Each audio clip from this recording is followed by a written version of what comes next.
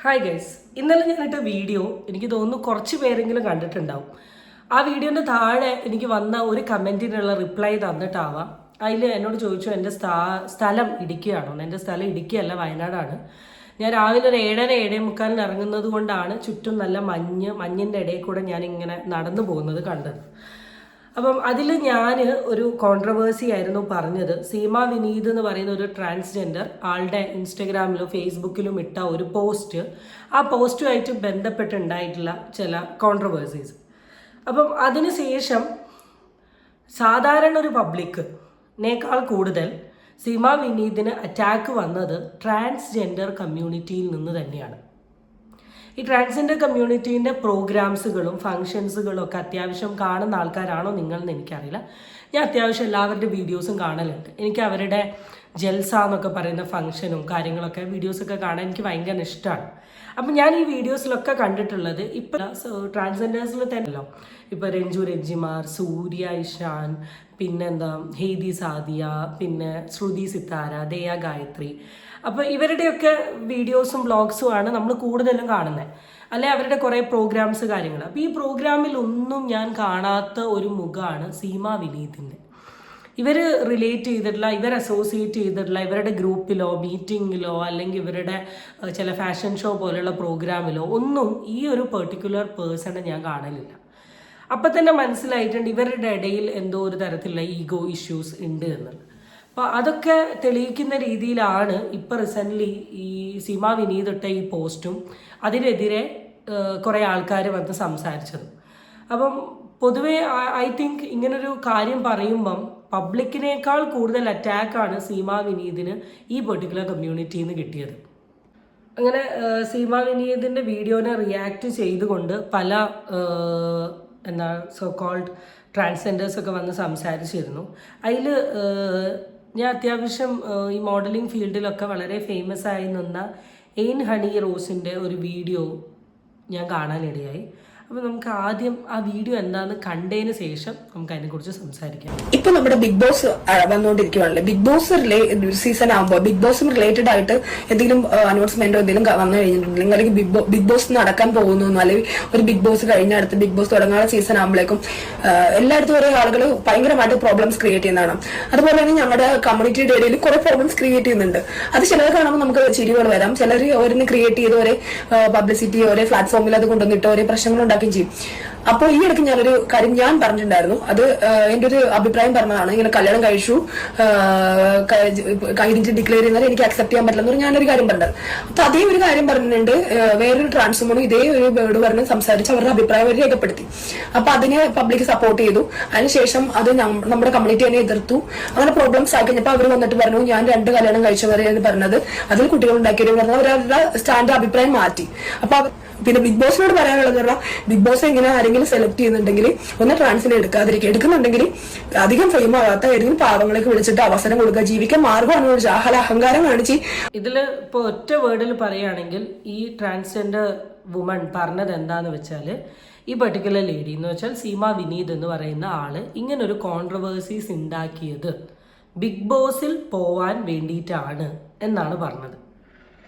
അപ്പോൾ കുറേ പേർക്ക് ഇത് സത്യമായി തോന്നാം, കാരണം ബിഗ് ബോസിൻ്റെ അടുത്ത സീസൺ വരുന്ന ഒരു ടൈം ആയിരിക്കുകയാണ്.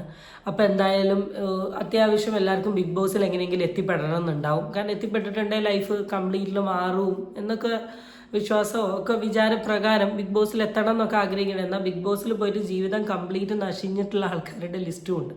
ഫെയിമും മണിയും ഉണ്ടാവും, പക്ഷേ ഫെയിമും മണീനേക്കാൾ ഉപരി നമ്മൾക്ക് നമ്മളുടെ ഒരു വാല്യൂ ഉണ്ടല്ലോ, അത് ഫുള്ള് നഷ്ടപ്പെട്ടിട്ടുള്ള സ്റ്റോറീസും ഉണ്ട്.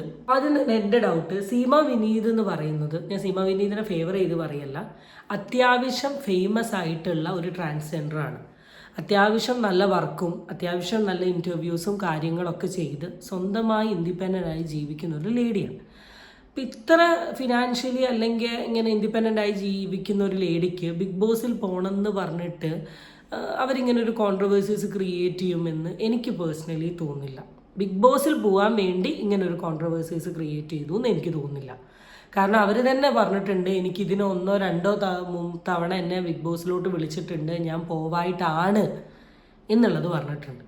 അപ്പം ഈ ഒരു പറഞ്ഞ കാര്യത്തിനോട് എനിക്കും തോന്നുന്നില്ല. കാരണം ഒരു ബിഗ് ബോസിൽ പോകാൻ വേണ്ടിയിട്ട്, കാരണം ഇതിനു മുമ്പും സീമ വിനീതിൻ്റെ പേജുകൾ നോക്കുകയാണെങ്കിൽ അത്യാവശ്യം ട്രാൻസ്ജെൻഡേഴ്സിൻ്റെ കൂടെ അല്ലാത്ത രീതിയിൽ അവരിൽ ഇഷ്യൂ ഉണ്ടാക്കുന്ന രീതിയിലുള്ള കുറേ പ്രസ്താവനകളും കാര്യങ്ങളും ഒക്കെ ഇടയ്ക്കിടയ്ക്ക് ഇറക്കുന്ന ഒരു കാറ്റഗറിയിലുള്ള ആൾ തന്നെയാണ് ഈ സീമ വിനീത് എന്ന് പറയുന്നത്.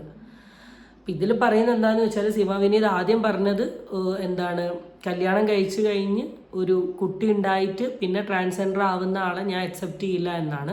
പിന്നെ കുറച്ച് കഴിഞ്ഞപ്പോൾ സീമ വിനീത് വീണ്ടും മാറ്റി പറഞ്ഞു, ഒന്നിലധികം വിവാഹം കഴിക്കുന്ന ആൾക്കാരെയാണ് ഞാൻ പറഞ്ഞേ എന്നുള്ളത്.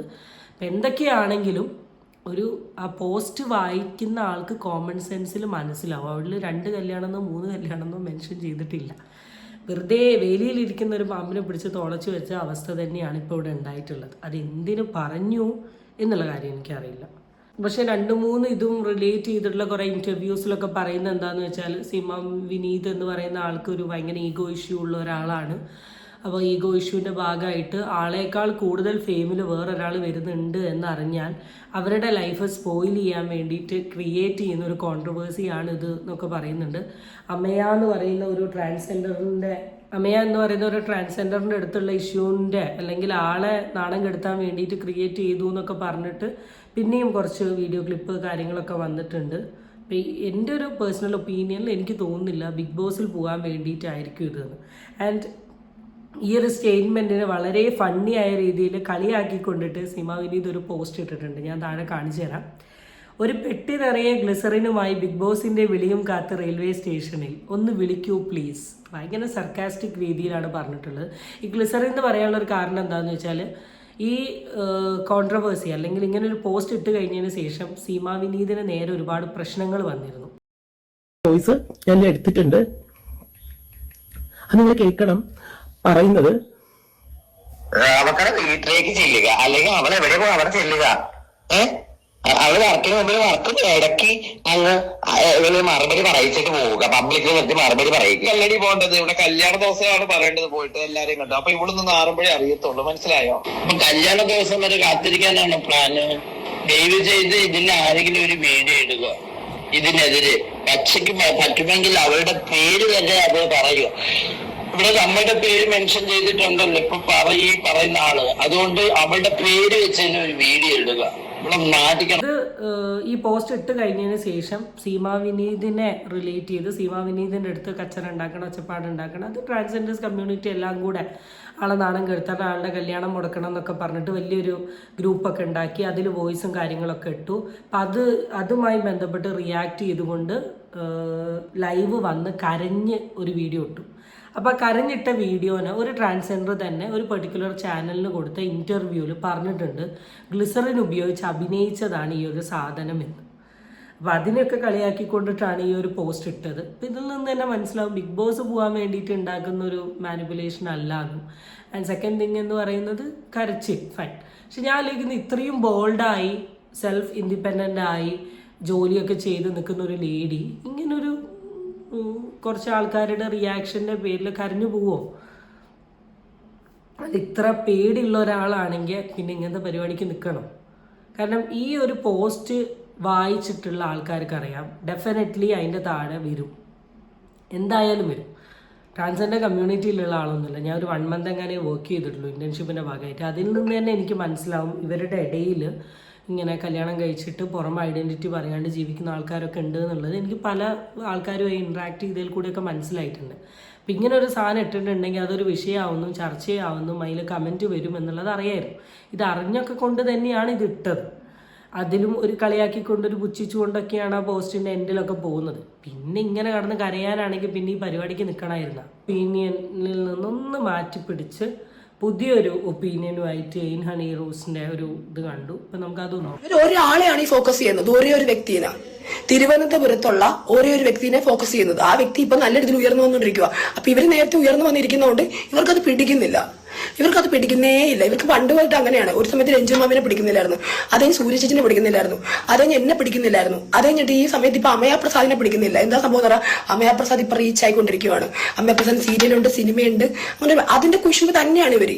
ഇപ്പൊ അഭിപ്രായം എന്തായാലും മാറി ഇതിലോട്ട് വന്നിരിക്കുകയാണ്. ട്രാൻസ്ജെൻഡേഴ്സിന്റെ ഇടയിലുള്ള ഒരു ഈഗോ ക്ലാഷ് അല്ലെങ്കിൽ വേറൊരാളോട് തോന്നിയ ഒരു എന്താണ് കുശുമ്പോ അല്ലെങ്കിൽ അഹങ്കാരമോ എന്തിൻ്റെയോ ഭാഗമായി പറഞ്ഞു എന്നാണ്. ഇപ്പോൾ പക്ക പറയുകയാണെങ്കിൽ ട്രാൻസ്ജെൻഡേഴ്സ് ഫൈറ്റ് ഇങ്ങനെ പോയിക്കൊണ്ട് നിൽക്കുകയാണ്. ഇന്ത്യ പാകിസ്ഥാൻ വാറിനേക്കാളുപരി അപ്പുറത്തുനിന്നും ഇപ്പുറത്തുനിന്നൊക്കെ അങ്ങോട്ടും ഇങ്ങോട്ടും ഈ വിഷയം പറയുക, സംസാരിക്കുക, കരയുക, ലൈവ് ഇടുക, കളിയാക്കിക്കൊണ്ട് പോസ്റ്റ് ഇടുക, ഇപ്പുറത്തുനിന്ന് പോസ്റ്റ് ഇടുക, അങ്ങനെ പോയിക്കൊണ്ട് നിൽക്കുകയാണ്.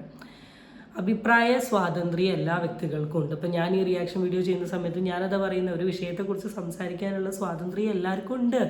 അതിൻ്റെ ഭാഗമായിട്ടാണ് ഞാൻ സംസാരിക്കുന്നത്. പക്ഷെ സംസാരിക്കുന്നതിന് മുമ്പ് നമ്മൾ പറയുന്ന കാര്യങ്ങൾ ശരിയാണോ എന്ന് നോക്കിയിട്ട് എന്ത് ചെയ്യുക, സംസാരിക്കാൻ ശ്രമിക്കുക. ഇപ്പം ഇന്ത്യ പാകിസ്ഥാൻ എന്ന് പറയുന്നൊരു സംഭവം വന്നപ്പോൾ എന്നോട് 2-3 പേര് ചോദിച്ചു എന്താ ചെയ്യാത്തതെന്ന്. അപ്പം എനിക്ക് ചെയ്യണം എന്നുണ്ട്, പക്ഷെ അത് വളരെ സെൻസിറ്റീവായിട്ടുള്ള ടോപ്പിക്കാണ്. അതിൽ നമ്മൾ പറയുമ്പോൾ അത്രത്തോളം ശ്രദ്ധ കൊടുക്കണം. ഈവൻ എന്തെങ്കിലും ഒരു കാര്യം പാളിപ്പോയിട്ടുണ്ടെങ്കിൽ അത് ഭയങ്കര പാടാണ്. അപ്പം എനിക്ക് ചിലപ്പോൾ എൻ്റെ ആശയം ആയിരിക്കില്ല ചിലപ്പോൾ ദ ഹോൾ പബ്ലിക് അക്സെപ്റ്റ് ചെയ്യുന്ന ഒരാശയം. ഇങ്ങനെ കുറേ വരുമ്പോൾ നമ്മൾ എന്ത് ചെയ്യും, ചില ടോപ്പിക്കുകൾ ഇങ്ങനെ പറയാണ്ട് ഇങ്ങനെ മാറ്റി അങ്ങ് വെക്കും. അപ്പം അഭിപ്രായ സ്വാതന്ത്ര്യം ഉണ്ട് എന്ന് കരുതി നമ്മൾ എല്ലായിടത്തും കയറി ഇങ്ങനെ നമുക്ക് തോന്നിയ അഭിപ്രായം പറയാൻ നിൽക്കരുത്. പറയാം, നിങ്ങൾ മെൻ്റലി സ്ട്രോങ് ആണെങ്കിൽ. മെൻ്റലി തീരെ സ്ട്രോങ് അല്ല, അങ്ങനെ എന്തെങ്കിലും ഒരു കുഞ്ഞു കാര്യം കേട്ടാൽ തന്നെ ഞാൻ കരയുമെന്ന് പറയുന്ന കാറ്റഗറിയിലുള്ള ആളാണെങ്കിൽ എന്തിനാ വെറുതെ ഈ പണിക്ക് നിൽക്കുന്നത്? സോ നിങ്ങളുടെ കമ്മ്യൂണിറ്റിയാണ്, എന്നാലും നിങ്ങളുടെ കമ്മ്യൂണിറ്റിയിലുള്ള ആൾക്കാരെല്ലാവരും കൂടെ ഒരുമിച്ച് നിന്നിട്ടുണ്ടെങ്കിൽ മാത്രമേ നിങ്ങളുടെ റൈറ്റ്സിന് വേണ്ടിയൊക്കെ നിങ്ങൾക്ക് നിൽക്കാൻ പറ്റൂ. നിങ്ങളുടെ ഇടയിൽ തന്നെ ഈ തല്ലും കുത്തും ചവിട്ടുകയാണെങ്കിൽ ഇതിനെവിടെയായിരിക്കും ഒരു കൺക്ലൂഷൻ എന്ന് ഒന്ന് ആലോചിച്ച് വെക്കും. സോ ഗൈസ്, ചാനൽ ഇഷ്ടപ്പെട്ടിട്ടുണ്ടെങ്കിൽ സബ്സ്ക്രൈബ് ചെയ്യാൻ മറക്കരുത്. Stay tune for the next video. Tata bye.